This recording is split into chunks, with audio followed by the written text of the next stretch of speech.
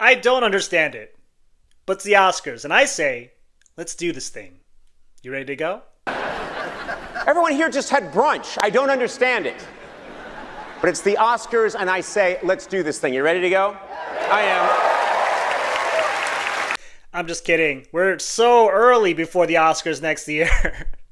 Hey everyone, welcome back to the Movie Buddy. I'm your host Josh Blumenkrantz, and today we're going to do something a little different. We're going to predict our predictions for next year's Oscars. That's right, and we're doing the above the line categories, including the new casting category that's being added to next year's ceremony. It's going to be very exciting, and I'm ready to dive into it. Let's go.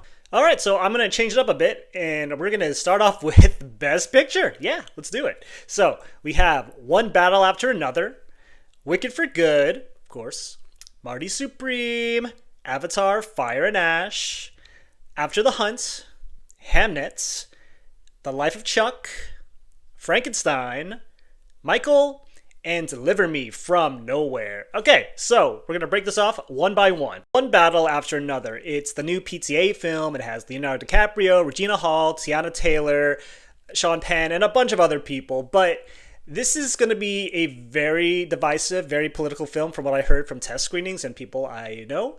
I don't know. It's the front runner because I don't know what to put as number one right now. There's like a lot of options, but we don't know. It's so early. But I don't know. This is probably going to be different. I might be wrong on this, but I just feel like we're due for another PTA surge, and I feel like he's overdue. We got to get him an Oscar. And I don't know. Leo is leading the charge, and we love Leo. So, I mean, it's possible. It's possible. And we're kind of overdue for like a film that's wins that's kind of not amazing, that we're just kind of like on, controversy. But we'll see. But right now, I do have One Battle After Another as the frontrunner for my number one slot. Wicked for Good is my number two slot. So yeah, I mean, it's pretty obvious. The first one made it in last year. John Chu is the director. Everyone's coming back. So it really makes sense on paper because, you got hefty material. It's very dramatic. Ariana Grande and Cynthia Erivo have a lot to chew on this one, so I'm very excited. There's going to be 2 original songs for them. It's going to be really good, I think. He's going to stick the landing. I trust John Chu wholeheartedly, so I'm very excited for this one. And if it could be like Chicago good, I don't know. We'll see, but I'm curious to see how the Academy embraces Wicked for Good. Marty Supreme is my number 3 slot, and you got Timothée Chalamet, you got Gwyneth Paltrow, and a bunch of real-life people who are not really actors per se, but it's directed by Josh Safdie, and I really am curious to see what he does with this. It's about a fictionalized ping pong player, but it's based off a real one, so I'm very curious. This is going to have a very Wolf of Wall Street kind of vibe, I hear. A lot of like anxiety, but it's a comedy drama, so I think Chalamet is going to do very well in the role. Very different looking than his usual stuff. Gwyneth Paltrow is in it. We haven't seen her back on screen in a long time. It's going to be very interesting. I'm very curious to see how this one pans out. But yeah, I have Marty Supreme in my number 3 slot. Number 4 slot, I have Avatar, Fire and Ash. And, never doubt James Cameron. He's gotten the other 2 Avatar films in. Of course, there's not as big of a gap from number 2 to number 3. But I'm curious to see where the story goes. They're such a spectacle. The man knows blockbuster movies, and the visuals I'm sure will be amazing. We're going to have everyone back, and some new characters, of course. Different world. So, Fire and Ash. I'm very excited to see it. Oh my god. And Zoe Saldana just won an Oscar for Amelia Perez, so it'll be good to see her on screen again. I just love visiting this world, It's so cool. But yeah, Avatar, Fire and Ash. It's a no-brainer to me. Number 5, I have After the Hunt, directed by Luca Guadagnino. So last year, he kind of struck out with Challengers and Queer, but this year, I don't think that's going to happen. I mean, you have a really all-star cast. You have Julia Roberts, Ayo Edebiri, Andrew Garfield, Michael Stuhlbarg, and Chloe Sevigny. So it just makes sense on paper for me that this one's going to hit, because, how can you deny that cast? And the movie, it's about a college professor who's forced to grapple with her own secretive past after one of her colleagues is faced with a serious accusation. So it's a thriller, and that's kind of all I know right now. I'm trying not to spoil it for myself and for you, but it looks good. I mean, just the people that are involved. So I'm very curious to see what Luca does with this one. And for my number 6 slot, I have Hamnet. So Chloe Shaw is back. We have not seen her in a long time, not since Eternals, but she won the Oscar for Nomadland. So it's very exciting to see her back for like a regular movie. And it stars Paul Mescal, Jessie Buckley, and Joe Alwyn. So it's about a fictionalized story about what happens when Shakespeare and his wife lose their son Hamnet. So we'll see how the Academy embraces Shakespeare in this movie. I don't know. It could go either way. It could either get like nominations, or it could be completely struck out, or maybe like an actor, or maybe screenplay or something. But that's what I kind of have it for. I'm going to put her into picture right now. Put her in. No, I'm going to put this in the picture right now, and we'll see what happens. For the 7th slot, I have The Life of Chuck, directed by Mike Flanagan. So this movie won the People's Choice at TIFF last year, and then they decided not to campaign it for last year's ceremony, but they pushed it to this year. So I think Neon has a lot of confidence in this. It's one of their big players. Tom Hiddleston is the lead. You also got Karen Gillan in it as well, and Mark Hamill. So there's a lot of good people involved, and I'm just kind of curious to see, because it's about a guy who you see the story from the end of his life to the beginning. So it's a very sci-fi kind of fantasy story based on a book, and I'm kind of curious to see where this goes. I might move this up higher because like Neon just won for Anora last year, so they know how to campaign, and they got Parasite. They're very good. So don't underestimate Neon, and don't underestimate this film. So we'll see. I will probably move it up higher, though. For my number 8 slot, I have Frankenstein, directed by Guillermo del Toro. So this is Netflix's big player, or one of their big players. And you got Oscar Isaac. Jacob Elordi is the monster Frankenstein. Mia Goth's in it. Yeah, it's a solid cast. And yeah, you just don't underestimate Guillermo del Toro, okay? Because like this guy, he is beloved by everyone in the industry. He's one of the nicest directors alive. And Netflix is going to push this thing. And I really think the craps are going to be amazing.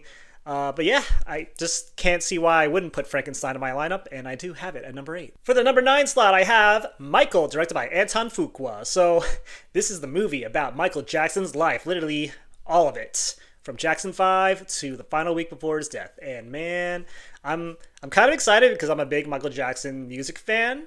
And you got Jafar Jackson. He's the nephew of Michael Jackson, so he's going to play the titular character himself, so I'm kind of curious to see how he's going to do. And you also have Coleman Domingo, you got Miles Teller, Laura Harrier. There's a bunch of cool people in this film. It's going to be very long. I don't even know if the movie's going to come out this year. It got pushed back a few times now. Now it's coming out in the fall. So I'm kind of curious to see, will they have it done in time, or is it going to get pushed to next year's ceremony at this point? But we'll see. I'm excited for Michael. I don't know. And finally, for my 10th slot, I have Deliver Me From Nowhere. Directed by Scott Cooper, it is the Bruce Springsteen biopic, starring Jeremy Allen White as Bruce Springsteen. And, of course, Jeremy Strong is the manager. He's always that kind of character, it seems like, lately. Yeah, this one, I don't know. I don't know how this is going to be. I don't know if we're going to have 2 music biopics in one lineup. I don't know if the movie's going to be good or bad. It's hard to say. That's why I do have it at number 10, because it's a little shaky. I do think it'll get in for other categories, but for picture, it's barely going to get in, or it won't get in at all. But for now, I feel solid on this, and that's why I have it at number 10. Next category is director, and my predictions are Paul Thomas Anderson for One Day After Another, Josh Safdie for Marty Supreme, Guillermo del Toro for Frankenstein, Chloe Zhao for Hamnet, and Luca Guadagnino for After the Hunt. And I do have John M. Chu on the outside for Wicked for Good, until further notice. So my hypothesis, or predictions if you will, are you got to go with the well-known directors who just seem to make it a lot, or our previous winners. So that's why I do have these people in. Josh Safdie, I feel like he's going to be the new kid on the block. He'll be the one that is the ultimate victor of the Safdies, because they have competing films this year. And I mean, I could be wrong.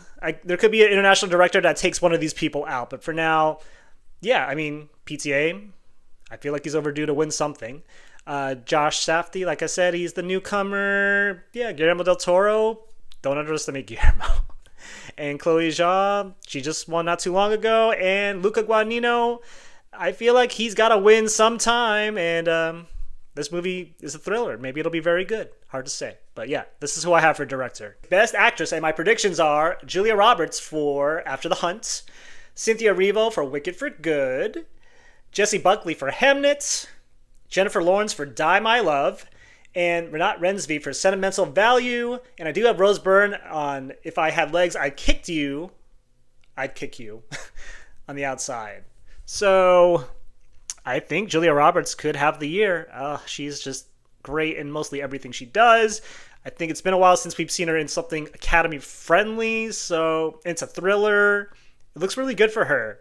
I do have Cynthia Erivo in, though, for Wicked for Good, but it's hard because it's a musical. But if Cynthia doesn't win for this, maybe she'll win for original song. I don't know. I feel like she's going to win something this year for Cynthia. And Jessie Buckley, it's a Shakespeare thing, but I hear she's very good in the movie. It's possible. It's possible. Jennifer Lawrence, I hear she's great in this movie, too, with Robert Pattinson. That movie being Die My Love. And Renat Rensby for Sentimental Value. She has been consistently good in everything from Worst Person in the World.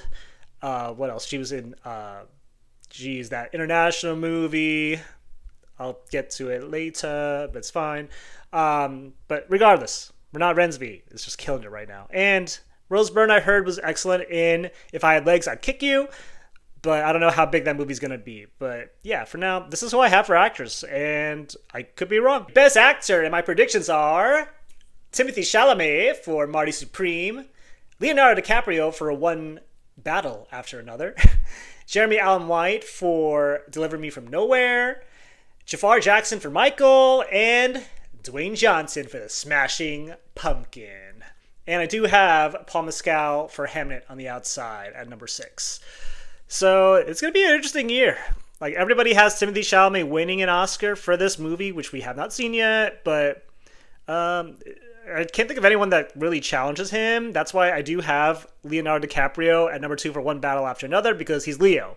It's basically like two Leos competing against each other. But do they cancel each other out? I don't know. But Jeremy Allen White, he's playing Bruce Springsteen. I mean, I think he's going to be really good. I sense it. This guy, he's due for an Oscar nomination. He's been very good in The Bear and other things, so I feel like it's coming. And, of course, you got Jafar Jackson playing Michael Jackson. And I really do think he's going to be very good. The movie itself, I don't know. It's probably going to be very long, but time will tell. And I do have Dwayne Johnson in for The Smashing Pumpkin. He's playing a real-life wrestler, and this is supposed to be the turning point in his career. He's been making these blockbusters that have been pretty, like the same every time. But now, a different side of Dwayne Johnson, The Rock. I don't know. It's possible. But I do have Paul Mescal in at number 6 because he was nominated not too long ago for Aftersun. And yeah, I just think he could come back at some point. Didn't come back for Gladiator 2, but we'll see. I don't know. But yeah, this is my lineup, and we'll go from there. Best Supporting Actress, and my predictions are Ariana Grande, Wicked for Good, Ayo Edebiri for After the Hunt, you got Regina Hall for One Battle After Another, you have Gwyneth Paltrow for Marty Supreme, and you got Jennifer Lopez for Kiss of the Spider-Woman. Yes, I do have Jennifer Lopez finally getting nominated for an Oscar for this movie. And I do have Emily Blunt for The Smashing Pumpkin at number 6 on the outside. So I think Ariana Grande can do this.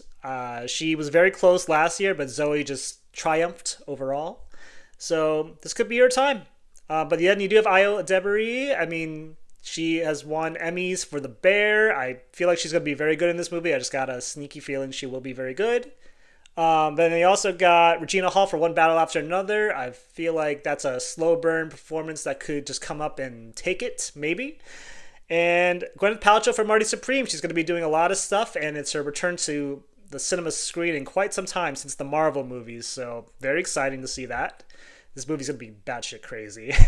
And then, of course, you got Jennifer Lopez for Kiss of the Spider-Woman. It's the remake of a classic. I hear she's excellent in the movie. People were giving her Oscar buzz from the get-go when it debuted at TIFF.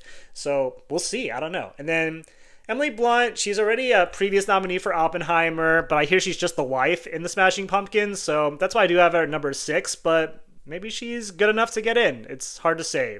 And it's by another Safdie brother. I don't know. Time will tell. But yeah, that's what I have for Supporting Actress. Supporting Actor, on the other hand, not so easy. There's a lot of ways this can go. So I'm going to read them off because it's a lot. So you got Coleman Domingo for Michael, Andrew Garfield for After the Hunt, Sean Penn for One Battle After Another, Mark Hamill for The Life of Chuck, And Stellan Skarsgård for Sentimental Value. And my outside people, I got Adam Sandler for Jay Kelly at number 6, Robert Pattinson, Die My Love, number 7, Jeremy Strong, Deliver Me From Nowhere, and Paul Mescal, Hamnet, number 8. So this all depends on like how people are campaigned, what category they are. Actor, supporting actor, category fraud, we'll see. But Colman Domingo, I do think his time is approaching for him to finally win. This will be his 3rd time in a row nominated, which is crazy. The man has been killing it every year. So it'll be interesting to see if he can actually finally nail this. He's beloved by the industry, clearly, so it's looking pretty good. Andrew Garfield for After the Hunt. It's a thriller. I don't know what role he plays per se in this. Maybe he's going to be violent. I don't know. But he's been doing consistent stuff too. So it's kind of interesting to see how his career has come from Spider-Man to now. Sean Penn, One Battle After Another. Just the PTA love and how he is in those movies. He's just a character every time. So I feel like he's going to somehow get in here.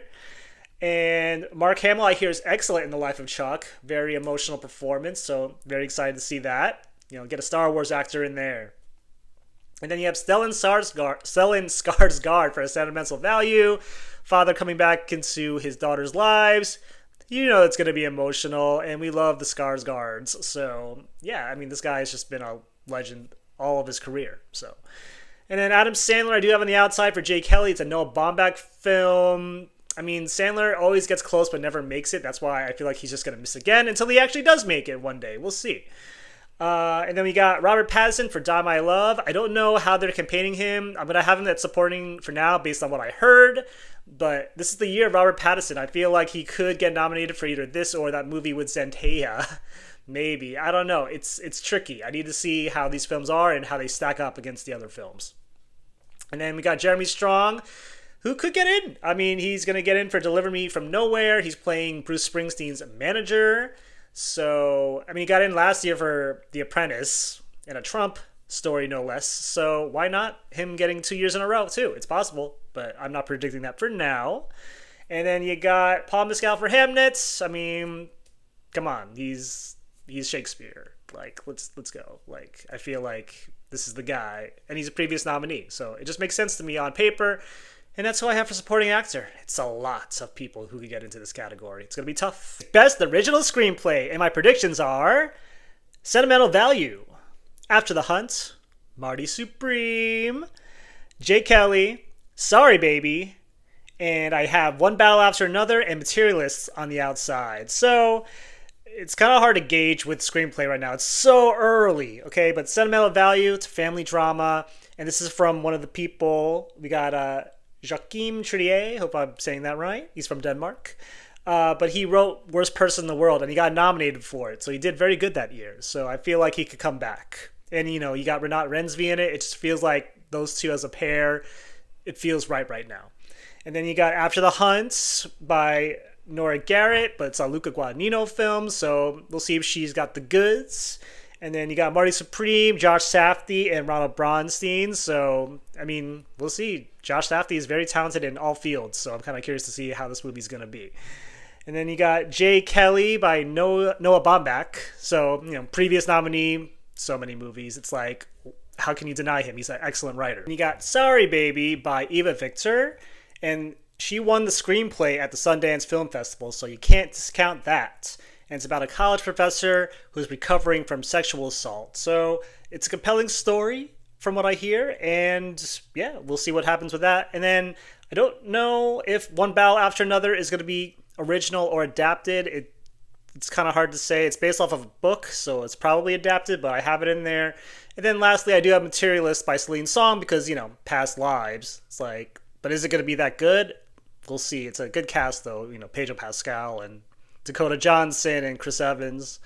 Another three-way romance. We'll see. Next category, Best Adapted Screenplay. And the predictions are Hamnet, The Life of Chuck, One Battle After Another, Wake Up Dead Man, A Knives Out Mystery, Begonia, Frankenstein, and Wicked for Good. So, yeah, I think Hamnet is the top contender for now. I mean, it's Maggie O'Farrell and Chloe Zhao, so that's a really good duo of writers. So, and Shakespeare. is involved. So we'll see what happens with that. Life of Chuck, Mike Flanagan, maybe. One Battle After Another. I don't know what it's being considered as, but PTA is going to get in for one of these categories, maybe. And Wake Up Dead Man, A Knives Out Mystery. I mean, Ryan Johnson, come on. I mean, he got in for the last one. It's a slam dunk for him, it feels like. He's a good writer no matter what you say about those movies. And Begonia, I don't know. Yorgos has been kind of on the fence lately. His movies have been very weird. I mean, the last one, Kinds of Kindness, that wasn't going to be anything. But this one, it could potentially. It could be. And Frankenstein, Guillermo del Toro, I mean, don't discount him 100%, but I have him outside the 5. And then Wicked for Good, I don't think that's going to necessarily happen, but I have it in the lineup just because, it's a Best Picture contender at the end of the day. But that's what I have for Adapted Screenplay. And the last category that I'm covering today is the new one. Yes, we are finally getting a casting category at the Oscars. So it's going to be very interesting. I'm not going to have any stats to go off of with this one, but here's what I have predicted. Let's have some fun. So I got Wicked for Good as the number 1, One Battle After Another, Michael, Wake Up Dead Man, A Knives Out Mystery, After the Hunt, and Marty Supreme. So, I mean, Wicked for Good, I feel like, it depends how you want to classify this category. It's either how the ensemble works together as a whole, or is it going to be like the biggest names that they have and how well they play their parts? That's what it comes down to. So I feel like, in this case, the ensemble working together as a whole, I think Wicked for Good is the number 1 spot for this category right now. But then you have One Battle After Another, so it's like Leo, I mean, and like Regina Hall and Tiana Taylor. I don't know how well they're going to gel together, but maybe. Then Michael, same thing, real life people. We'll see, I don't know. And then Wake Up Dead Man, it's just the number of celebrities and talent that's in this cast is just like, wow. So you got to consider that. And then After the Hunt, same thing, a quartet, or maybe I guess 5 if you include Chloe Sevigny, all of those actors working together, and Marty Supreme. I mean, Timothy Chalamet, and then all of these people who are like moguls, but they're acting though. They're not normally actors. Like Mr. Wonderful from Shark Tank is in this movie, so it's like, do you go with that one? So, but it's a very interesting category that they have. I wish they would have stunts, but I mean, I'll take casting. Sure, it's nice to have all areas of the industry recognized. But yeah, for casting, this is my lineup for now. And there you have it, ladies and gentlemen. Those are my predictions for the 98th Annual Oscars happening next year, March 15, 2026. Hosted once again by Conan O'Brien. So excited to have him back. And it's going to be a really good year of movies. I mean, we got other movies besides Oscar movies. We got Mission Impossible, Fantastic Four. It's a lot of good stuff coming up besides just the typical awards fair. But I'm here to guide you every step of the way. And thank you so much for tuning into the channel. If you like what you heard, go and hit the subscribe button on the channel. I greatly appreciate your feedback and your support. And remember, when you go to the movies, bring your buddy and talk about movies. Until next time, bye.